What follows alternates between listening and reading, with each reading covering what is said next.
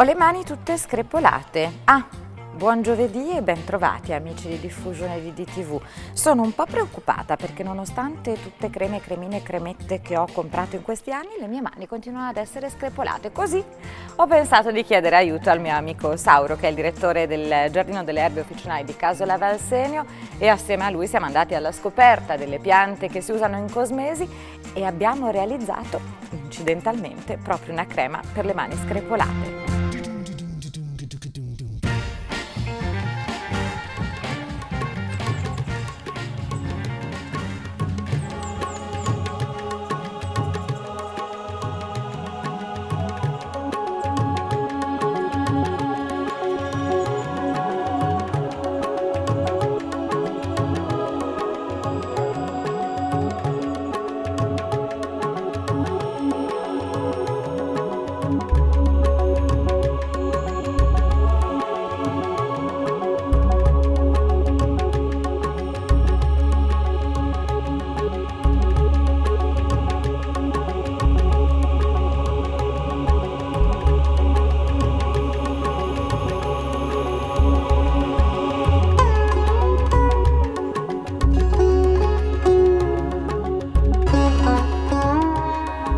Ben ritrovati qui dal Giardino delle Piante Officinali di Casola Valsenio. Allora, abbiamo imparato a riconoscere le piante dal profumo, o meglio, io ho tentato di imparare in questo percorso lungo la strada dei profumi qui del Giardino delle Piante Officinali, e abbiamo scoperto che molte piante sono adatte alla creazione di oli, essenze, profumi, vengono usate nella cosmetica, ma insomma molte piante servono anche, insomma, quando si va in erboristeria si cercano creme a base di pianticine, fiori, e oggi proprio vi parliamo di queste assieme al mio amico Sauro, che è il direttore del Giardino delle Erbe Officinali di Casola, e in mano hai già la calendula.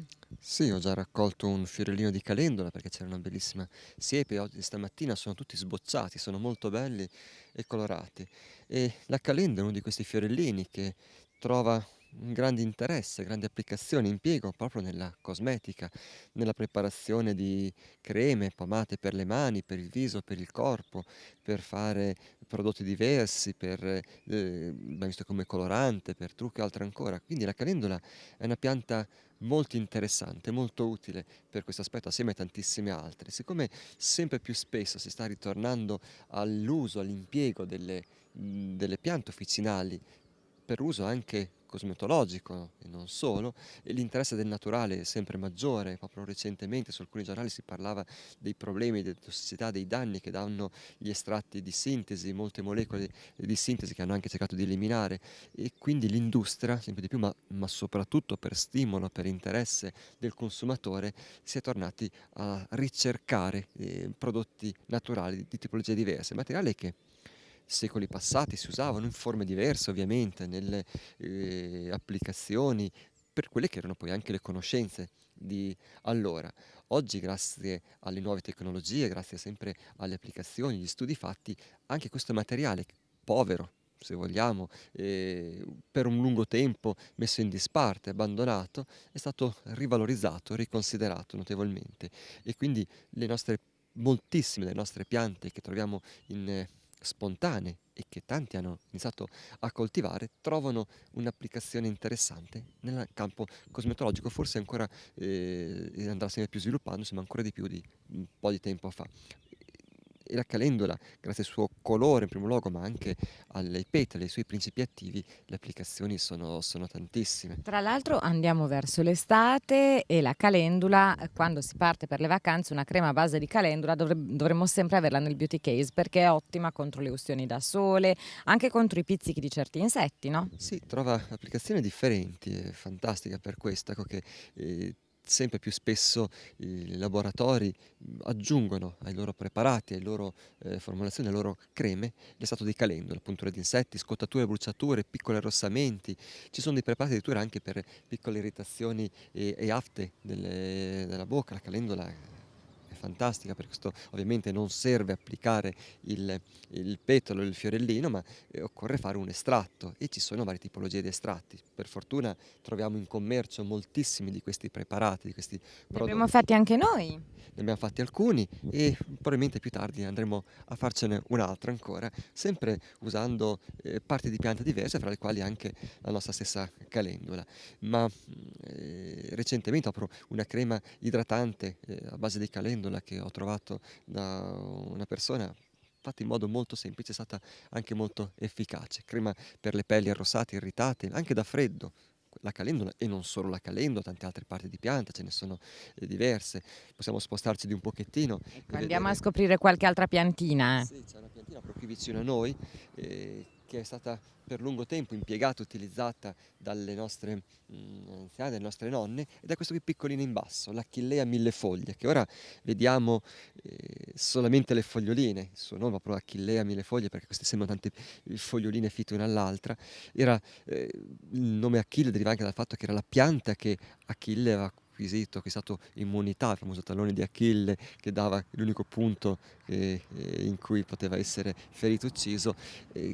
Serviva per guarire, cicatrizzare ferite e tagli, e anche questa messa in molte pomate, in molte creme, sempre per come azione vulneraria, cicatrizzante, ma ancora in creme e pomate sempre per curare la pelle, lenire, oppure ancora in molti cosmetici che servono per la cura dei capelli, per rinforzare le unghie, eccetera. Sono estratti che si ricavano non solo dalla foglia, ma anche dal fiore, un fiore molto bello. In alcuni casi lo vediamo completamente bianco, altre volte ha delle sfumature roselline curiose.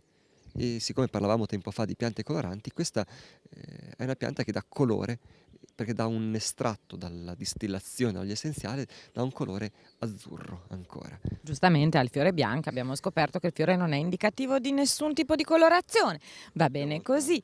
Allora, abbiamo visto la calendula, l'achillea. Andiamo a scoprire qualche altro Sì, possiamo ingrediente. spostarci ancora e andiamo a raggiungere qualche altra pianta che abbiamo qui vicino. In tutto questo vorrei far notare che il mio cameraman cammina a marcia indietro, prima o poi tira giù un capicozzo e lo ritroviamo a valle, ma va bene lo stesso. Possiamo sfruttare una prima pianta che è qui, una lavanda. Ce ne sono tantissime sotto, di cultivar di specie diverse. Questa è importante perché si usano sia i fiorellini, sia che poi è la parte in cui contengono i profumi, le droghe, i principi attivi fondamentali, ma anche le foglie un po' che profumate e gradevole. Della lavanda, a differenza della calendula, di altre piante che abbiamo visto, la chillea, dobbiamo fare un estratto, estrarre l'olio essenziale, e questo può essere largamente impiegato in cosmetica, oppure possiamo fare delle macerazioni. Quindi poi questo vale un po' per tutte le piante, non è sufficiente applicare così tal quale, ma occorre l'estratto.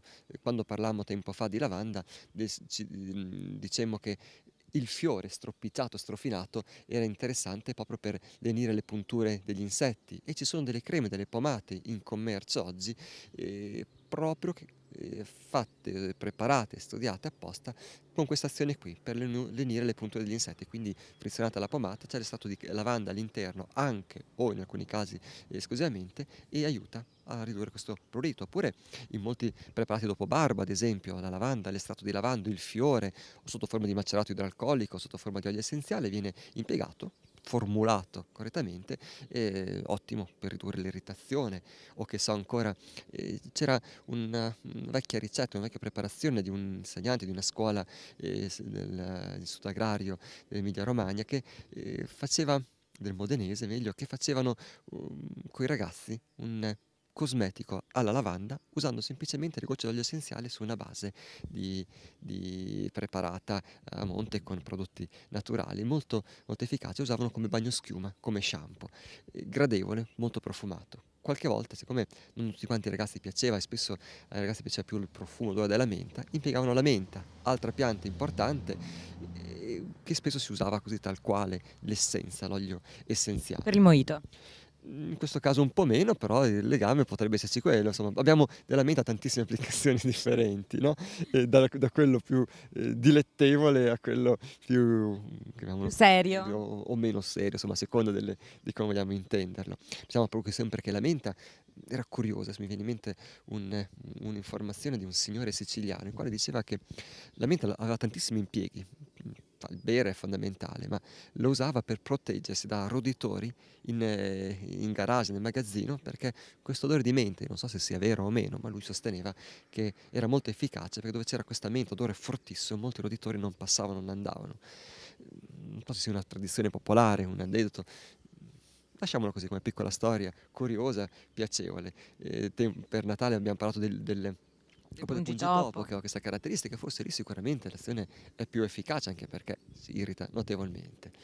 La menta però, altri utilizzi, era quello, dicemmo quando parlavamo della menta, del pediluvio. Ecco che la pianta in cosmetica è un pediluvio banalissimo, mettendo proprio le foglie di menta, l'infiorescenza di menta nell'acqua e immergendovi i piedi all'interno, traiamo un grande beneficio. È un trattamento povero, ma molto efficace. Ancora un'anziana erborista suggeriva un'altra preparazione molto semplice, quella di mescolare della salvia con del miele, e poi fresionare, ungere i piedi.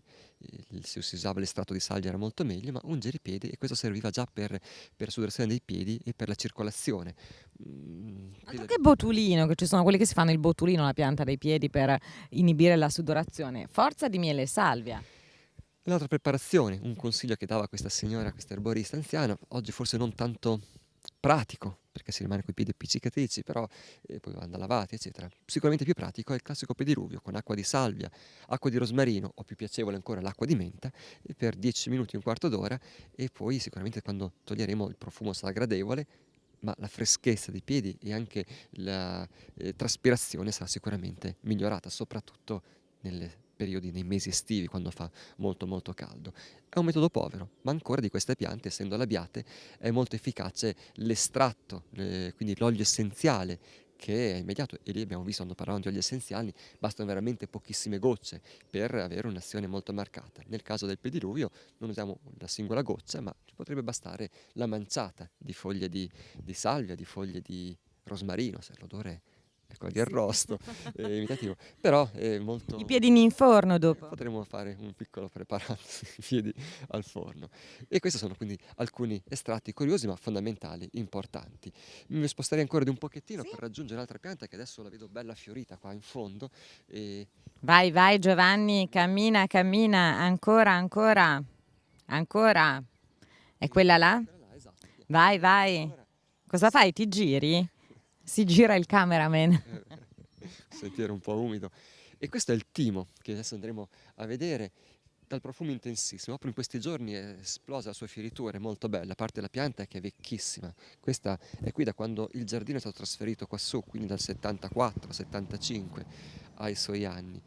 E anche l'olio essenziale di timo è importante non solo per la sua azione, ma anche per quella di conservante, di battericida fondamentale. Quindi anche all'interno di molti preparati naturali qualche piccola goccia può essere di grande impiego, di grande utilizzo, nonché insomma nella sua essenza, il suo macerato, che in tanti cosmetici rientra a far parte fondamentale. Il timo quindi, che in questo caso danno un olio essenziale rosso, molto bello, potentissimo, pungente, penetrante, e a piccole quantità lo troviamo impiegato. Spesso si trova anche l'estratto molle, l'estratto secco, oltre che il macerato idralcolico, eccetera. Sono tutte preparazioni che si ricavano da questa piccola pianta. Posso dire una cosa? Bello, il timo mi piace molto, però vedo che le api hanno il loro da fare, io sono un po' preoccupata. Ma stanno bottinando, sono nel pieno del lavoro. Sono in piena attività, poi finalmente è uscito il sole, quindi stamattina sono partite cariche per caricarsi proprio di questo polline, questo nettare che trovano, un nettare che darà un miele molto profumato, molto gradevole. E probabilmente con la telecamera avvicinandosi, qualche ape dovrebbe già avere le sue zampettine sotto le sue sacche, nelle zampette cariche di polline. A volte si vedono delle zampette in cui il polline straripa dalle loro sacche. È bellissimo osservarle lavorare, passano da un fiorino all'altro con grande velocità e non mollano. Il timo attira moltissimo questi Ho polline. notato che hanno il loro da fare qua. Allora, abbiamo visto calendula, timo, achillea, abbiamo parlato della menta, abbiamo parlato della salvia, del rosmarino, abbiamo tutti gli ingredienti per i piedi arrosto. Una cosa curiosa ancora, sempre qui attaccato, che sta abbozzando un fiorellino, è questa qui gialla, piccolissima.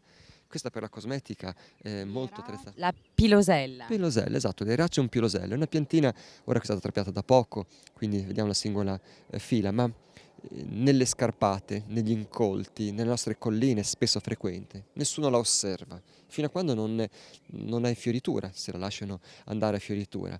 E proprio il nome del pelosella perché ha la foglia pelosa, ricca di peluria, sia sulla lamina superiore che inferiore, e questa in tanti preparati, tanti cosmetici è importante, è fondamentale, in creme per la pelle sempre. Si fanno estrazioni con estratti molli, in macerazioni alcoliche, e questa è usata, come quella accanto ancora che è invece l'iperico perforato, che la tradizione la chiama e vuole chiamarla cacciadiavoli, erba di San Giovanni, proprio perché è cicatrizzante, proprio perché aiuta a accelerare il tempo di guarigione di molte ferite, di molti tagli, di molte ustioni anche. Era, chiamiamo l'estratto, l'olio per le ustioni per eccellenza, che nei decenni, nei secoli passati si usava semplicemente questa volta per macerazione in olio del fiore.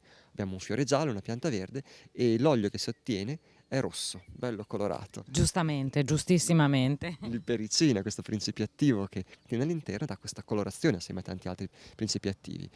E qui i tanti preparati dopo sole. Ecco, la cosa importante, ricordiamoci sempre, per tutti, è che l'oliolito di perico, l'estratto di perico, non va mai impiegato quando ci vogliamo esporre al sole, ma sempre dopo sole, perché provoca dopo sensibilizzazione, irritazione, e possiamo avere anche casi di ustione eccessiva, l'olio e l'ipericina insieme, quindi, e l'iperico, l'estratto di perico, il fitocomplesso di perico, e quindi usiamolo sempre dopo sole. Stiamo anche eventualmente, anche se siamo arrossati moltissimo, la protezione della pelle è fondamentale, quindi anche una maglietta sopra, però almeno 12 ore dopo esserci dato l'iperico è bene farli trascorrere prima di riesporci al sole. Dopo una scottatura, una bruciatura, acqua bollente, olio, che so, un tegame o altro, questa è efficacissima. E qui lo troviamo in commercio, in farmacia, in erboristeria, sotto forma di oliolito o sotto forma di creme, di pomate. L'iperico tante volte è spesso abbinato alla malva, che vedremo poi, oppure abbinato al fiordaliso, a volte abbinato all'estratto di finocchio, eccetera. Sono tutti preparati alla calendula, preparati importanti sempre per drenare, ma soprattutto per togliere quella sensibilità e irritazione, e ammorbidire un pochino la pelle, ricreare i tessuti, proteggere i tessuti. Vulnerario, cicatrizzante, una piccola ferita, taglio, ecco, fondamentale aiuta molto facilmente la cicatrizzazione, assieme tante volte abbinata anche con dell'icriso, quella piantina che profumava di liquerizia, molto gradevole, e anche questa ha caratteristiche molto simili. Quindi già un bel elenco di piante che si possono utilizzare per questo scopo. L'iperico, ad esempio, lo vedremo fiorito, quei fiorini che ci sono in mezzo gialli non sono i suoi fiori, ma lo vedremo fiorito a giugno, per San Giovanni, proprio quando, ecco, quel nome deriva anche da questo. E allora adesso noi ci lasciamo per qualche istante, ma poi ci ritroviamo giù in laboratorio perché vi abbiamo parlato delle piante. Bene, adesso vi facciamo vedere come si fa un preparato cosmetico ad hoc.